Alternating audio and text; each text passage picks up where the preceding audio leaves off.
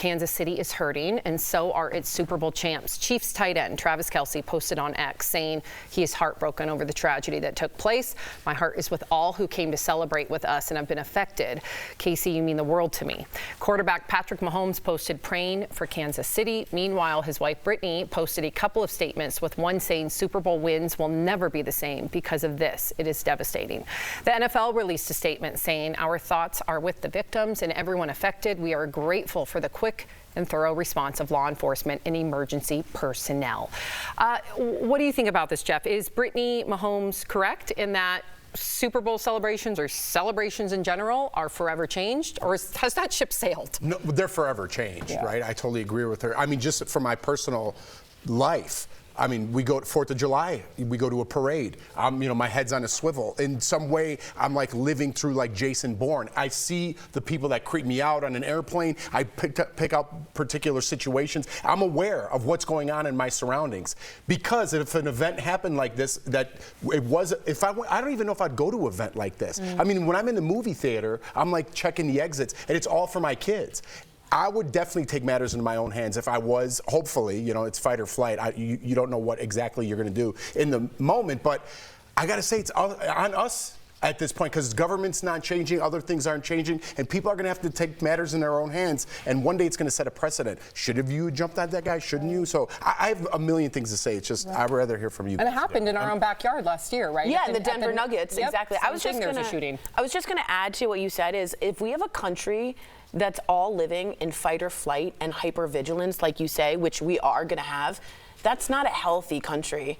That's a country that's living on survival and not thriving, that's not living in any way with happiness and contentment. That is a country that's trigger happy PTSD. and always ready. I would also argue that's an easier populace to control. Yeah. When people are scared, you can tell them any narrative and make them do what you want. So it's very scary. Wow. Okay, so a teen who was at the rally is talking about how Chiefs head coach Andy Reid helped him during yesterday's shooting. He says Andy hugged him and offered him words of comfort after he became separated from his friends while fleeing to safety. He says Andy asked him if he was okay and told him to just please breathe.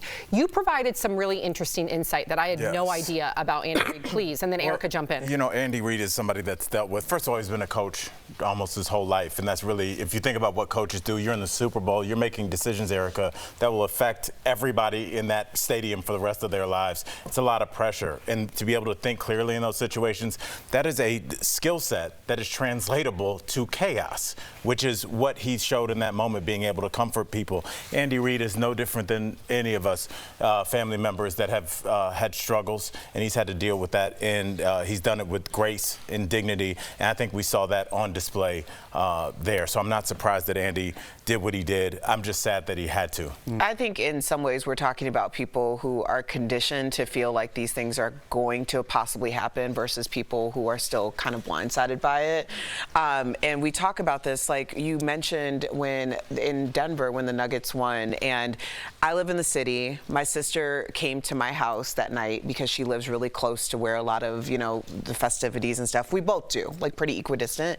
But Ebony and I are from Chicago, where the Bulls would win every year, and we would be at my big mama's house, and there would be shooting and there would be looting and all of these different things. And when you come from that, you automatically know that certain days aren't the days that you should be out on the street. But she was at my home, and I needed to get her home safely. And my husband had a meeting that was pretty close to where the festivities were. And so we were like in real time calling Anthony, trying to get meeting up, and he was 4 blocks away from here. So and then they shut down all of the highways and stuff. And the way that Ebony and I were communicating and our brains were working, and the routes that I was taking around the city that I didn't even know, in order to make sure that my family was safely where they were supposed to be because of PTSD of growing up that way, where my husband's like, it's fine. It's just a whatever. And I'm like, you're no good to me if something happens. You're no good to me dead, basically. But I'm having to think about those things, and I think we're getting more people who are thinking like that. Like Evie said, it's vigilance versus apathy. Right. It can be life-saving. We shouldn't have to be put in that position, unfortunately. But here we are.